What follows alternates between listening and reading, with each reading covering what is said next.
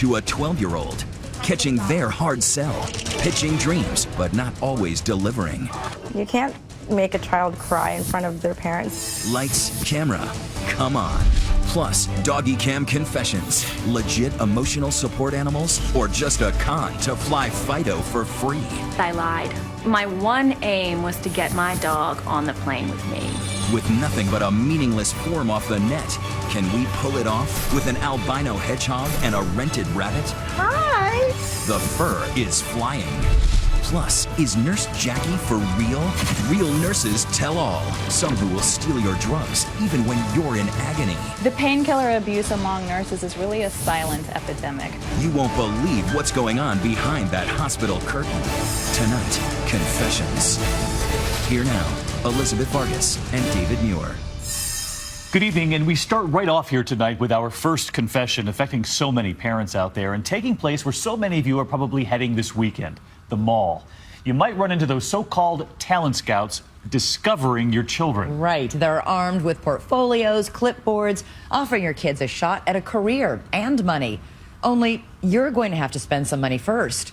Our hidden cameras caught the sales pitch playing on the dreams of you and your child. Here's Rebecca Jarvis. They all started small as child models before Cameron, Brooke, and Angelina hit the big time.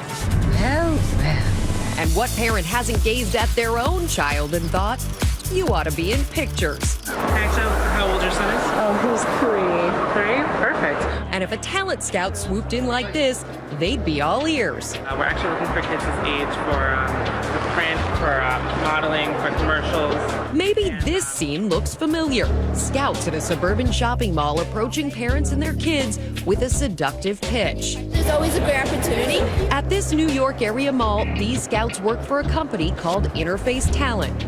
Now all parents think their kids are special and are thrilled to hear that someone else thinks so too. They were scouted by our scout, so this is huge for them. They were chosen out of all these other kids. Meet our first confessor, Trisha Cariglia, who came from other talent agencies before getting work at the Interface office near Boston. The job there? To get the parents to trust you and the kids to love you and look at the kids and say, wouldn't you love to do this? And have the kids be begging the parents. Our next confessor is Laura Lasala. Based near Boston, Laura tried the music business and interior designing before working up to the executive ranks at Interface. What were they looking for? Anyone. Anyone, that is, with a child and a checkbook. They would just go right after them. Ma'am, ma'am, ma'am, hi. They would, walk and follow them if they had to. One of their starry-eyed clients, 12-year-old Isabella. Isabella's danced competitively since she was 5 and has big dreams. What do you want to do? I'd like to be an actress. You're about to see the sales pitch Isabella and her mom Letizia heard from Interface. But there's something the scouts at this mall don't know. Isabella and her mom already have a gig with us. We recruited them to go undercover with hidden cameras. Okay, let's put it on the inside. Posing as a family friend, one of our producers enters the mall with them, where, sure enough, just minutes after walking in, We're looking for girls around her age for modeling. they hear about a parade of successful Interface clients. She ended up on Levi's commercials, so she's done commercials. We have people in TV shows too. Is this something where she could, make money? Yeah. And the scout soon utters the F word. Free. It's no cost, and it's no obligation. You're just gonna come into our office, talk to one of our development directors, and then he or she will tell you about our program and everything. Still skeptical? Well, they know just what to say. We have an 80% success rate. 80%? Yeah. Meaning what? They got at least one callback. Really? Even though Isabella is working undercover for us, she's flattered. It's like not every day someone asks you if you would like to be a model. So we sign up. Our entry to the next stop on the hard sell tour, the Interface office. With locations in 6 states, scouts fanned out to attract parents in shopping malls up and down the East Coast for that free evaluation. Was the free evaluation anything more than a sales pitch? No, it was all sales pitch. Trisha Cariglia says curious parents often ask the same question. did they just choose my daughter out of hundreds of people? And I'm supposed to say, yes, of course, look at her. Interface says they never claimed to be selective. Still, Tricia says employees were intensely pressured to get money from every family, talented or not. I had kids hanging from the ceilings, throwing things in my office. I just wanted to get them out of there. But still, I had to try to sign them. Today, one of the development directors starts with a seemingly innocent request. Now, before I get started, Isabella is a minor. I just need to see 2 forms of ID from her. But hold on. Our insiders told us there may be an ulterior motive here. By getting parents to open up their wallets now, they'll know there's a credit card in there if parents later on claim they can't pay. The next step? Buttering up Isabella. Beautiful smile. Did you wear bracelets? Pouring on the compliments. So you had to pick out something about the child and compliment them. And if you couldn't? Oh, there's always something. It doesn't mean that they're the most gorgeous thing in the world, but you're trying to make them feel like it. Then our development director starts, well, directing. He's even got a prop. I'm gonna count to 3. I'm gonna say action. I want you to look at your mom and go, Mom, I'm sorry. Can you please buy me some pizza? Oh, thank God, to say I'm sorry. Yeah, good. This is gonna be pretty easy. 1, 2, 3, action. Mom, I'm sorry. Can you please buy me some pizza? Oh, she gave you the puppy eyes. All right, good job. Listen. The point was to have them impress you first. So first, you are, wow, what an impressive singing voice.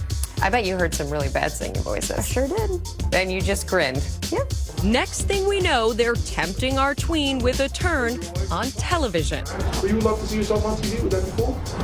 That would be really cool. Okay. And just like at the mall, out comes that binder with a bevy of beautiful kids who booked professional gigs thanks to Interface.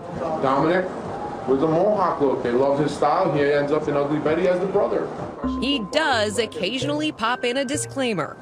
Sounds very promising. Well, no, I never promise anything. I tell you that there is no fortunate family. I told you that from the very beginning. You have to have realistic expectations. But then jumpstarts Isabella's dreams with a familiar refrain. Do I have a high success rate? Yes. I have an 80% success rate in placing you to an agent or manager.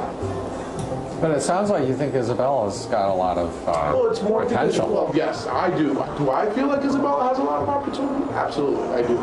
Isabella's sure hooked, and this development director knows it's time to hit him up for big money. I would love to invite Isabella to come back so I can do her first professional photo shoot with us. They'll send those pictures out to agents and casting directors, but there's a whopping price tag. Photo shoot packages run from $600 up to over $7,000. That's not cheap. Neither is 10 years of ballet, tap, jazz, flamenco, and all that. True. Then he tugs hard on parents' heartstrings. Nothing's cheap in life for kids. Right. But it's how much you believe, how much you really think she wants it. So the goal was really keep them in the room until they sign. Yes, there could be no zeros. If there was a zero, it was going to be hell to pay from the owner. The former owner denied pressuring employees and told his staff was instructed to deal with clients honestly and ethically. Still, we witnessed a healthy serving of parental guilt. And when you want to look back at this, you want to say, did I jip myself by starting low because of a few $100s? Or did I do it the best way possible? And what parent doesn't want the best for their kid? So we laid down $1,600 for the photo shoot. The development director later told us he didn't feel like he did anything wrong and believed in his pitch since his own daughter found modeling jobs through Interface. But Mom, not so happy. When he put down the price list, it was completely out of the ballpark that I had even thought of. But Isabella has stars in her eyes. You just have a feeling in your gut that it's going to turn out okay. Our insider, Tricia, says she had moments of guilt, but she felt she had to stick to the script since supervisors usually watched on surveillance cameras. They taught us either your kid eats or their kid eats.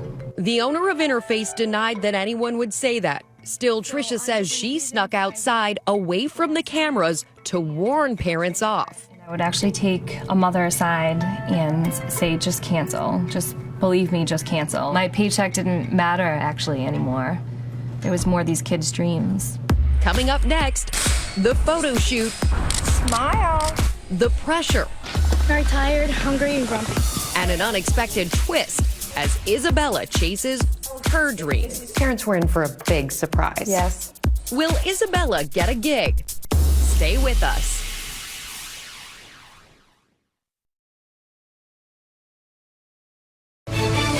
"2020 continues. More talent agency confessions with Rebecca Jarvis. How's that? That's all good. 12-year-old Isabella hopes she's an actress in the making. It'll fit right in there. More models? She and her mom have gone undercover with 2020 to find out if the Interface Talent Agency can back up its big talk. We're looking for girls around her age for modeling. They've paid $1,600 for professional photos. And today is the shoot. Hi, how are you? We're just gonna hurry to bring you guys back, okay? Parents and kids are everywhere. Excited? Yes. Isabella gets her makeup done. Are you having fun? Yes. And her hair. Take deep breath. And then goes through 5 different outfits. 7 long hours later. Very tired, hungry, and grumpy. Well, you look gorgeous. Thank you. Many parents will shell out big bucks on photos to make their kid a star. And according to former employees, some Interface offices were at one point raking in $100,000 a week. Isabella and her mom later returned to see the photos. Very nice. Ready for the glamorous auditions ahead. But not so fast. They first have to meet with one of the bubbly marketing directors. Now, did you guys love the pictures? Yes. You had fun, didn't you? She's beaming about Isabella as she reviews the photos. I felt like this was a very natural smile. She has like that actress type of look. And then it's game on for one final sales pitch. We're not here to make her famous. What we're going to do is make sure that she's getting in front of these companies and we're getting her the opportunities, kind of like job interviews. Big surprise. That'll cost us. A minor photo printing fee was briefly mentioned earlier, but what she's urging today, at least 400 photos, turns into major bucks. So you're talking like 800, like over $1,000. For this option. And then we also have an online option. She pushes a 2-year online option with unlimited print photos for $1,400. So this would give her 24-hour exposure 7 days a week. This is absolutely the better investment. Hearing about the big bucks they need to shell out yet again, Lara Lasala says parents' jaws often hit the floor. They felt like chumps. Yes. They were completely blindsided. They're stuck. She says some parents cursed and even threw things. They're upset. They have no choice. They have to pay for it. This marketing director doesn't let up on that pricey 2-year deal. Wow, I wish we would have known we were getting ourselves in here. I think just a year. Yeah, a year from now. But just paying for a year, she makes clear, is a waste of time. I really don't recommend a year for her. I really, really don't. But just a year is not really going to get her anywhere. Like, I'm being honest with you. But at $1,400, we're wavering. So she brings up that 80% success rate we heard about earlier. We do have over 80% success with all of these, but I will say the clients that, have more time of exposure, they just do a lot better because they get more opportunities. But Interface defined opportunity not as a job, but any exposure to an industry professional, which could mean an audition or simply a meeting with a talent agency that may charge even more advance fees. But wait, slow down a moment. Back in the office, Letizia is still holding out on the high price, but Laura says that's expected. Directors were trained on rebuttals, and they knew what to say and when to say it. It's just not a lot of time. What if it takes... Sure enough, the marketing director calls upon a classic deal-closing tactic, cutting the price to make them think they're getting a bargain. And I will help you with $200 if it is about the money, as long as she wants to do this long term. Exhausted, we give in and pay through the nose. And silence because she's a minor. $1,200 for 2 years of marketing Isabella's photos. That's on top of the $1,600 we already paid for the photo shoot. A grand total of $2,800. These prices did scare me a bit. If it's something that you want, then it's just money, Granted, Granted, Isabella's mom is going along because 2020 is footing the bill. And then do you want to pay with a credit card? Eventually, our insiders say they soured on the company they once believed in. I hated it. You can't make a child cry in front of their parents saying you don't love me. That's terrible.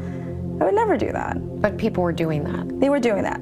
But are the sales tactics at Interface the same everywhere in the industry? Here at the world-renowned Central Casting, they warn being asked to pay anything up front is a red flag. You shouldn't have to pay any money in order to get work. Jennifer Bender is an executive here. They've been supplying extras for 80 years. New recruits all get the same speech. We do not charge you guys to sign up with us. It's free. They'll sign up anyone who walks in the door, and even the basic photos they take are free. Back at Interface, where people have paid thousands of dollars, what's up with that 80% success rate they boast about? We do have over 80% success with all of these. Well, 2020 tracked down over 50 former clients of the Massachusetts office. Most were unhappy, and less than half said they'd received any auditions. Just 5 told us they got real work. And still, former Interface owner Roman Vintfield stands behind success stories like these. Interface has been really helpful in getting the kids out there. Interface helped me get my career started by helping me get the right headshots, photos. And says the clients we talked to came from an office in a tough market, insisting most other customers were happy. But how did Isabella do after a year? How many auditions did you get? 0. 0. If they told me I was such a model and I wasn't like an average kid, then why didn't I get the call? As for our insiders, they told us they'd strongly believed in the company until seeing through the hype, they said they'd also been fed. Do you feel guilty? Yeah. What do you think you did? Misled people, but I'm here because I want to shed some light on it, but also because at the time you really didn't think that way. Former Interface owner Roman Vintfeld dismisses LaSala as a very disgruntled ex-employee. But the Florida Attorney General also felt his company was misleading parents and filed a lawsuit. But after bad publicity in several cities last fall, the company is now facing serious complaints from the state. Interface shut down, saying it was insolvent. Still, Vintfeld tells us he was proud of providing opportunities to countless people. Trisha, not so much. I felt bad for these people. Being a mother myself and really wanting to do this for your child and ultimately crushing your child's dream didn't sit well with me. So, could you say no if your children were begging you for a chance? Let us know on our Facebook page and Twitter. Use the hashtag ABC2020. And when we come back here tonight, some other adorable faces you couldn't resist. Dogs on planes, even a hedgehog and a bunny. It is Easter after all, but find out how they got on. Next, Canine Confessions. Are some people using phony support dogs to take airlines for a ride? So she took part in the little scheme. See how easy it is to book a free ride for a hedgehog and a bunny. Hi! I don't think I've ever seen a bunny before. Frequent flyers or fakers? When we return.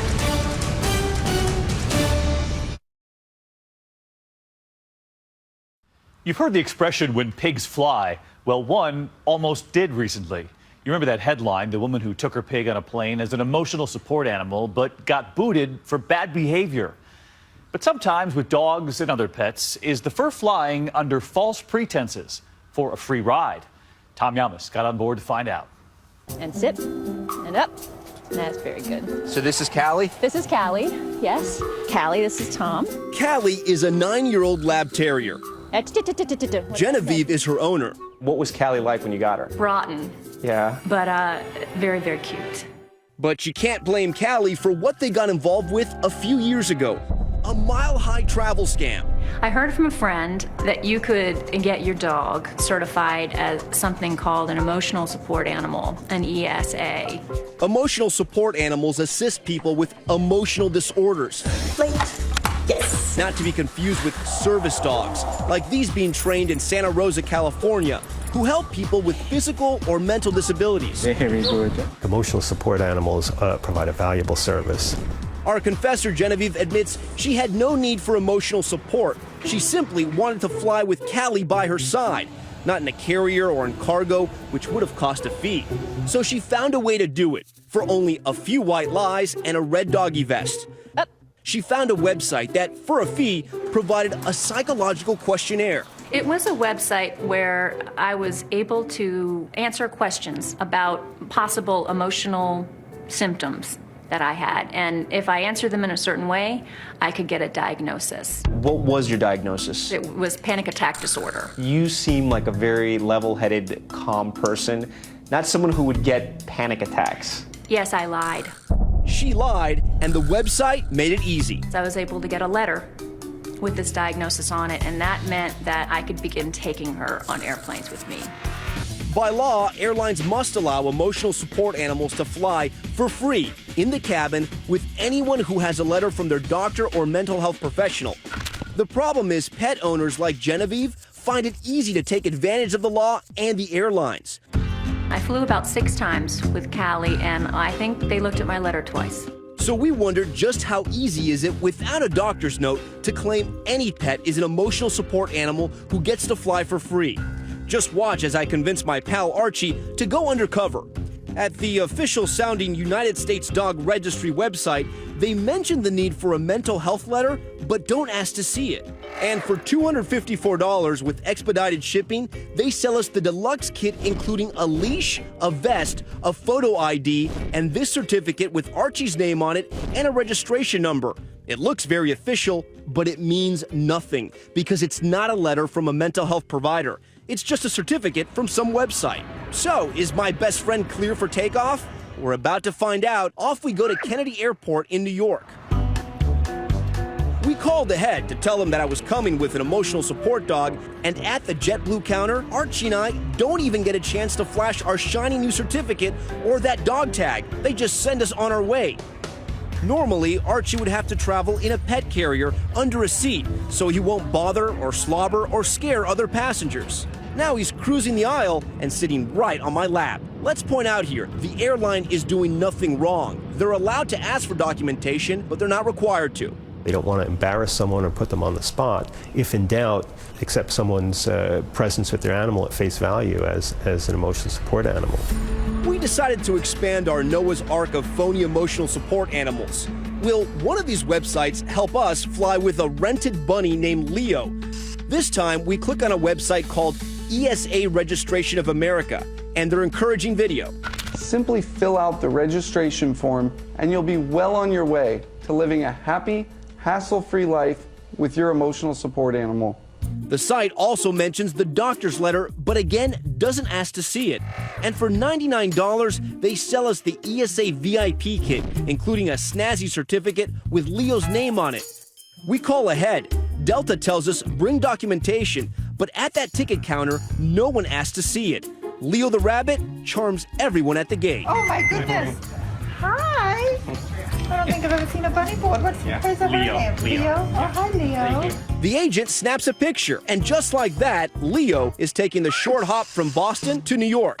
As we find our seat, we get some funny looks. Leo is a lionhead rabbit, so he's bigger than your average bunny, and just like Archie, he's allowed to be right on my lap for the entire flight.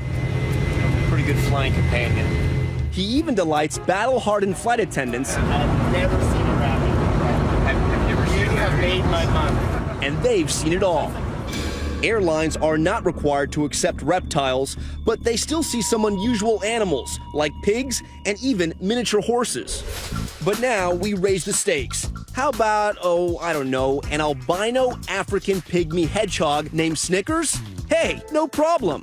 The ESA website sells us that same meaningless certificate, and it's got her name on it right there. So we're at LaGuardia Airport, and we have our albino hedgehog named Snickers. He's about to go on the flight with us, so we're going to check in to see if they let us fly.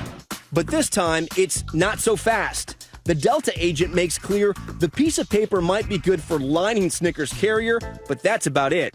Without a doctor's letter, our hedgehog is going nowhere. If Snickers wants to get to Boston on this night, she's walking or waddling. What's his name? Snickers. Another day, another airline. We book Snickers Newark to Nashville on Southwest. The agent again wants documentation, but this time our cockamamie certificate is accepted. Once again, Snickers and I catch an airline worker in the act of showing kindness and compassion. And nobody stops us as I carry my prickly buddy through the terminal, in the boarding lane, even right into the cabin. We asked the airlines about the problem of fake emotional support animals. Their trade group, Airlines for America, says we trust our passengers are honest in communicating their need for service assistant animal support. United States Dog Registry declined to comment, but ESA told us that its certificate is a valuable supplement to a doctor's letter.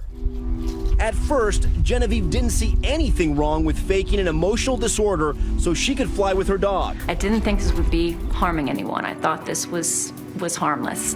But this is not a victimless hoax. Advocates say they fear that poorly behaved pets on planes give people who really need emotional support animals a bad name. That's what Sonia Lashinsky is afraid of. It's like faking needing a wheelchair. You see someone faking it and their dog is barking through the whole flight. You know that one of these days someone's going to turn around and say, that's it, no animals in cabin at all. As for Callie, her days as a frequent flyer are over. Genevieve grounded her and hopes other fakers will do the same. When I did it, it was just too easy. If I told you it's still that easy, what would you say? Then I'd say that I hope we can make some changes. And just so you know, no animals or humans were harmed in the making of this story. So, if you were squeezed in next to a rabbit or a hedgehog or a big slobbering dog and found out they weren't real support animals, would you stay in your seat? Use the hashtag ABC2020 to let us know. David and I will be right back. Next, confessions from the hospital floor. Nurses helping patients and helping themselves to their unused drugs. She was putting the waste in her soda can. Why July is bad for surgery. And when is a patient a PETA? Pain in the egg. When 2020 returns. You know that curtain they pull around your bed in the hospital? Well, we're about to pull it open as nurses tell all. Why shouldn't you go to a hospital in July? And if your pain medication isn't kicking in, could there be a reason, like the nurses are taking it themselves? You're not going to believe what can happen. Nurses even hazing each other. Deborah Roberts checked in to check it out. Now calm down. Nurses can get a bad rap, from cranky Nurse Ratched to woozy Nurse Jackie. It's Hollywood's take on one of the most noble professions, the first line of defense when your health is in jeopardy. Nursing is a world of life and death, and sometimes violence. Check out this hospital security camera video. A pipe-wielding patient sending nurses scrambling, even decking one of them. The ER is brutal. I've been spit on in my eyes. I've been hit, bit, kicked. These three devoted nurses are bravely pulling back the hospital curtain, confessing some of the secrets in their profession. For instance, you've heard of Code Red and Code Blue? Well, Roe, a 7-year veteran who's worked in 3 different ERs, says some nurses have their own private ones. Is there a code name for a rude patient? I've heard PETA thrown around. PETA? Pain in the egg.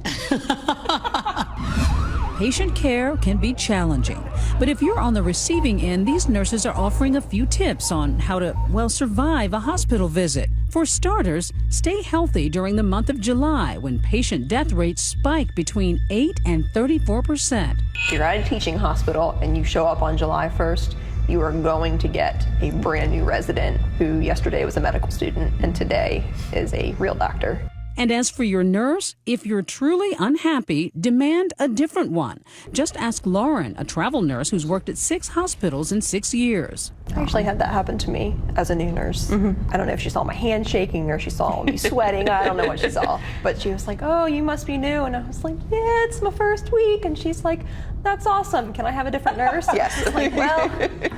Still, there's a benefit to having a fresh, energetic newbie like Christy, who's only been working about 11 months. Because I'm new, I have that passion. I want to go and I want to save the world. Some of the people that I have worked with in the past, they are burnt out. Those grueling long hours can clearly take a toll. But who'd ever imagine that stressed out nurses might turn on each other, with even hazing incidents reported? I had been bullied for being a new nurse. Bullied? Yeah, absolutely. Have you ever heard the term nurses eat their own? Or eat their young. Yeah, nurses eat their young. Oh, yeah. I went through it a lot, and it was because I was a new grad. I think for 6 months, I cried in my car on the way home. What kinds of things did they do to you? You would get overloaded with patients, and they would not help. And if you're not drowning fast enough, they're more than happy to throw you another anchor. When nurse bullying comes in the way of patient care, it can be really dangerous. The American Nurses Association says bullying is real and they're working to create safer conditions, but told us in a statement that for the past 13 years, nurses have held the top spot as the public's most honest and ethical profession in America. It's a high-pressure, high-stakes world for nurses. They have to work sometimes up to 12 to 14-hour shifts without breaks. Alexandra Robbins interviewed hundreds of nurses for her book, The Nurses, and found that most are compassionate and selfless. Yet she was stunned to discover how many are addicts, even stealing their patients' meds. The painkiller abuse among nurses is really a silent epidemic. Since they're involved in medicine, they believe that they will be able to handle the narcotics more than they actually can. And so it's a surprise to them as much as to everybody else when they become addicted. With easy access to drugs, some estimates say 8 to 20% of healthcare professionals use and abuse substances. And get this, there's no universal drug testing in the industry, which can leave patients at risk. Accused of stealing patients' pain medication. Take the case of 16-year-old Ryan Slater, rushed to the hospital for an emergency appendectomy. As soon as I got out of surgery, all I could feel was the most horrible pain that I've ever felt in my entire life. He's prescribed a powerful painkiller, but hours and multiple doses later, he's still in agony. I was constantly telling them that this wasn't helping, this wasn't working. I wasn't understanding why nothing was getting any better. That's because Ryan wasn't getting his meds at all. A nurse had brazenly swapped out the vials with simple saline solution. I do not know how she was stealing the medication. All I know is that I had just gotten complete organ removed from my body and received nothing to numb the pain. The hospital, calling it an isolated incident, says it's taken steps to avoid a future occurrence. That nurse had her license revoked. It's incredibly easy to take medications if you truly wanted to. How could nurses get away with it given that you have this system where you're supposed to have it documented? There's a way around every system. In fact, nurses are supposed to discard leftover medication in the presence of another nurse. But in the heat of a hectic day, it doesn't always happen. I've accidentally taken home medications. I mean, it's a crazy day in the ER. I meant to waste it, and then by the time you think about it, you're emptying your pockets at home. I always bring it back the next day. However, addiction is a common problem among hospital staff, not just nurses. Roe recalls catching a nurse red-handed at one of her previous hospitals. She was putting the waste in her soda can and going and medicating the patient. I ended up going to the charge nurse and going, she might be impaired. You need to pull her off the floor now because that's a risk to patients right there. There are ways that nurses can get help without losing their license and without putting patients at risk. It's really too quiet of an issue, and people need to talk about it more. Shedding light on a job loaded with adrenaline and intensity. Still, nurses consider their work a calling. You know the saying, nurses are angels in comfortable shoes. Nurses are the unsung heroes of the hospital. It's the nurse who's with you from when you get in to when you leave. Which brings us to perhaps the most important tip of all. Be nice to us, and we will go above and beyond the regular nursing care that you're going to get. Have patience with your nurses and care about us just as much as we care about you. Next, car confessions. That was then. This is now. The new Repo Man on today's biggest foreclosures. This is the Repo Ninja. You sound so sneaky. So high-tech, he can steal your car in 10 seconds. What are the tricks of the trade? Repo Ninja, when we come back.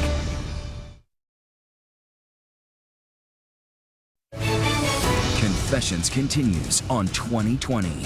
Now, Paula Ferris. Just act natural. This is the image most of us have of the unloved Repo Man. Lowlifes using Slim Jims on cars in the movies. Or acting like crazed cowboys on reality TV. And who are always well, let's call them misunderstood. We're just above or below the garbage man. The garbage men are taking something we don't want. You're taking something we do want. Taking something they do Our want. vehicle. Yep.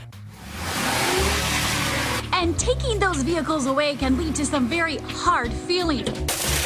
Here, a woman angrily smashes the windows of her SUV as it's being taken away. Step back. You need to step back.